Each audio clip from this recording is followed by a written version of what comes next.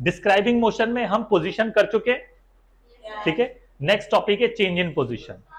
अच्छा, change in position को हम लेते हैं डिस्टेंस और डिस्प्लेसमेंट, ये दो वेरिएशन है हमारे पास। डिस्टेंस वाला जो वेरिएशन है वो स्केलर क्वांटिटी है, इसीलिए पहले आपको स्केलर वेक्टर मैंने बताया, और जो डिस्प्लेसमेंट वाला वेरिएशन है वो वेक्टर क्वांटिटी है, ठीक है। हैं दोनों सेम बातें, फासला नापने से मुताल्लिक बात हो रही है, लेकिन एक स्केलर है और एक वेक्टर है, तो इसमें फर्क जानना बहुत जरूरी है। तो पहले हमें क्या चाहिए, अगर कोई वेक्टर क्वांटिटी है तो पहला हमारा क्या सवाल होता है, भाई मैग्नीट्यूड आ जाएगा, यूनिट भी हम लगा सकते हैं, लेकिन डायरेक्शन जानना बहुत जरूरी है कि डायरेक्शन कैसे निकालें। आखिर डायरेक्शन वाला सबसे अहम सवाल है हमारा। तो डायरेक्शन की तलाश करते हैं हम। सबसे पहला हमारा काम क्या है, डायरेक्शन की तलाश करना। वन डायमेंशन लाइन नजर आ रही होगी आपको, ठीक है। सबसे पहली चीज क्या आती है, सबसे पहला पोजीशन डिस्क्राइबिंग मोशन में। ये पॉइंट कहां मौजूद है, 4।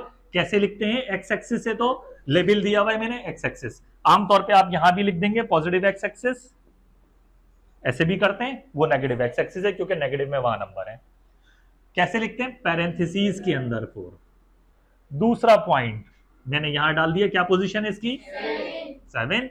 इसको भी मैं कहूंगा एक्स पैरेंथेसिस के अंदर 7। जैसे ही पैरेंथेसिस आ गया मतलब पोजीशन। अब ये भी एक्स है, ये भी एक्स है, एक जैसे नाम हम नहीं रख सकते। इसको क्या करना पड़ेगा, x1, इसको x2 करना पड़ेगा। 2 पॉइंट्स आ गए, ठीक है। अच्छा, अब ये 2 पॉइंट्स क्या है, 0 कहां होता है प्यारे बच्चों, जहां पर ऑब्जर्वर होता है, ठीक है। अब ये जो पहला पॉइंट है, मान लें ये बस है, ये बस पहले यहां थी और यहां चली गई। जो पहले जगह थी उसको जगह मतलब पोजीशन, पहले जगह पोजीशन x1 कर दिया, और जहां चली गई उसको मैंने क्या कर दिया, x2। अच्छा, अगर सिर्फ पहले बस यहां थी तो क्या फासले का तसव्वुर आएगा, नहीं आएगा। जैसे ही उसने जगह बदल दी अपनी, फासले का तसव्वुर ऑटोमेटिक आ गया। अब मैंने कहा कि इसने कितना फासला तय किया, फिर से देख लें, 3। कैसे आपने अंदाजा लगाया, मैं बताता हूं आपको। आपने जहन में क्या सोचा, आपने ये सोचा 0 से 4 पर पहले ये मौजूद थी, फिर 0 से 7 पे चली गई, ये 7 आया ना, तो आपने क्या किया, 7 - 4। अच्छा, आपने किया असल में x2, जनरली x2 - x1, दूसरे वाले में से पहले वाला माइनस किया, यही किया ना आपने जहन में, आम जनरल बात करते हैं। अच्छा, इसको हम क्या कहते हैं, ये था क्या, x2 और x1 था क्या, पोजीशन थी, क्या था, पोजीशन थी। तो पोजीशन में क्या लेके आए आप, तब्दीली।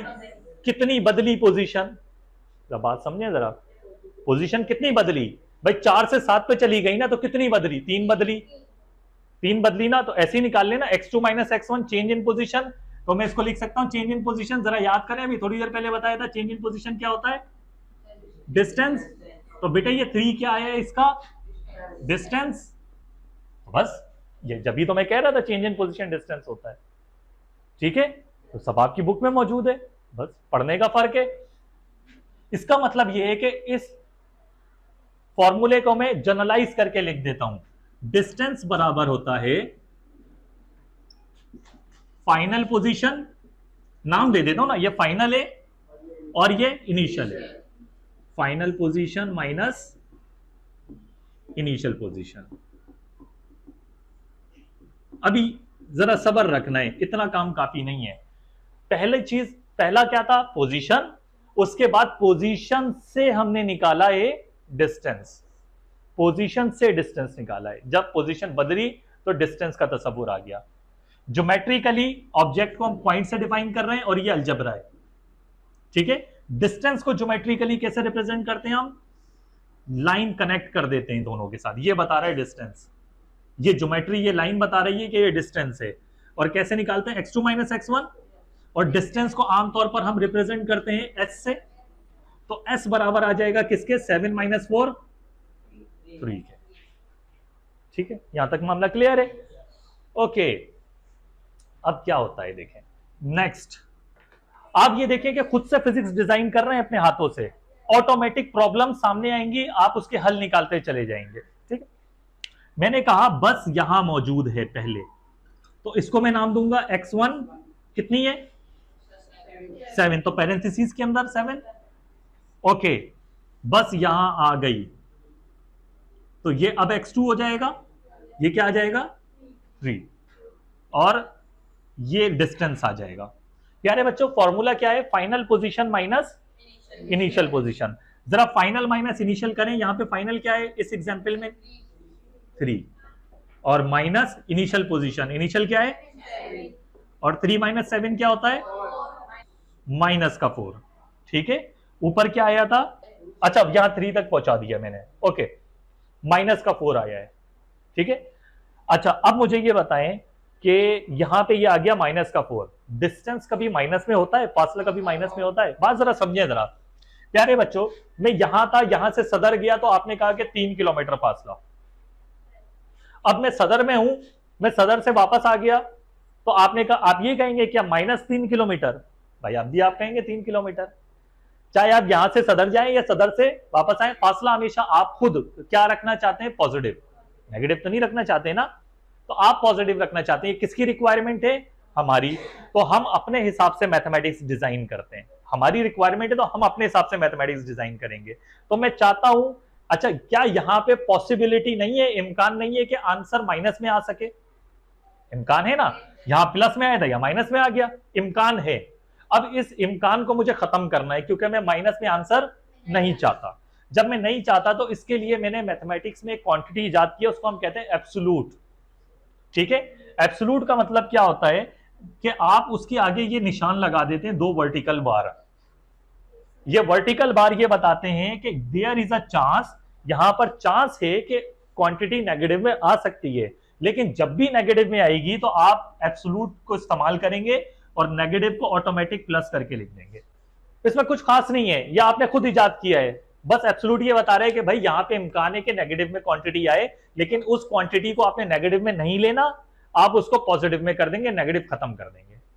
तो ये बार एब्सोल्यूट का निशान ये मुझे बताता है, इसको हम कहते हैं एब्सोल्यूट।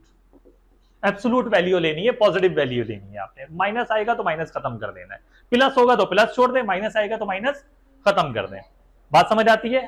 ठीक है भाई, डिस्टेंस हम मानते हैं प्लस में, लेकिन यहां पे इम्कान है कि माइनस आ सकता है, तो उस इम्कान को खत्म करना था। तो प्यारे बच्चों, क्या मैं यहां पर ये डाल सकता हूं, डिस्टेंस की तारीफ में एब्सोल्यूट का निशान लगाना बहुत जरूरी है, यहां भी लगाना पड़ेगा। ठीक है, तो मैं ये कहता हूं कि absolute value of change in position is called distance. Absolute value लेनी पड़ेगी आपको डिस्टेंस मालूम करने के लिए, लेकिन किसमें, 1 डायमेंशन में। 2 डायमेंशन का केस मुख्तलिफ है, 2 डायमेंशन का केस मुख्तलिफ है, ये 1 डायमेंशन की तारीफ है। ठीक है, 2 डायमेंशन में अभी हम देखेंगे। यहां तक बात क्लियर है? अभी तक हमने 2 क्वांटिटीज पढ़ ली, पोजीशन पढ़ ली और डिस्टेंस पढ़ लिया। अब मुझे आप सवाल मुझे एक जवाब देंगे, मैं इसको 3 के बजाय इसको मैं 4 ही कर देता हूं। ठीक है, तो यहां पे डिस्टेंस क्या आ जाएगा, एब्सोल्यूट वैल्यू है तो ये 4 आ जाएगा। अब मुझे बताएं प्यारे बच्चों, टोटल डिस्टेंस आपने बताना है। गाड़ी यहां थी, यहां से पहले सदर गई तो कितना फासला तय किया, 3। एक जगह का जर्नी, एक जगह की ट्रेवलिंग 3 किलोमीटर, यहां से फिर वो वापस घर पे आ गई, सॉरी यहां 3 आएगा ना, यहां से सदर से वापस घर आ गई तो वापसी का सफर भी 3 किलोमीटर था, तो टोटल कितना सफर तय किया उसने, टोटल 6 किया। ठीक है, टोटल डिस्टेंस, इसका मतलब जाने का भी सफर आपने लगाया और आने का भी सफर लगाया, तो टोटल सफर आपने क्या किया, 3 + 3 ये किया है आपने। तो टोटल में हम क्या करते हैं, तमाम होने वाले सफर को हम जमा कर देते हैं। ठीक है, और तमाम सफर किस में होने चाहिए, डिस्टेंस हमेशा पॉजिटिव में होना चाहिए। ठीक है, नेगेटिव होगा तो उसको कन्वर्ट कर देंगे पॉजिटिव में। अब बात करते हैं हम दूसरी क्वांटिटी इजाद करते हैं। ये डिस्टेंस इजाद हो गया, डिस्टेंस बना लिया, टोटल डिस्टेंस बना लिया आपने। डिस्टेंस क्या है, change in position, absolute value of change in position in 1 dimension, ये डिस्टेंस है। ठीक है, 1 डायमेंशन में क्या होगी, absolute value of change in position. Okay, total distance क्या होगा, तमाम डिस्टेंसेस को आप क्या कर दें, ऐड कर दें, चाहे सेम डायरेक्शन में हो चाहे वापसी का भी सफर हो, सबको प्लस करके आप ऐड कर दें। ओके, अब आप जरा ये देखें कि आपने, अब मैं डिस्प्लेसमेंट इजाद करने लगा हूं।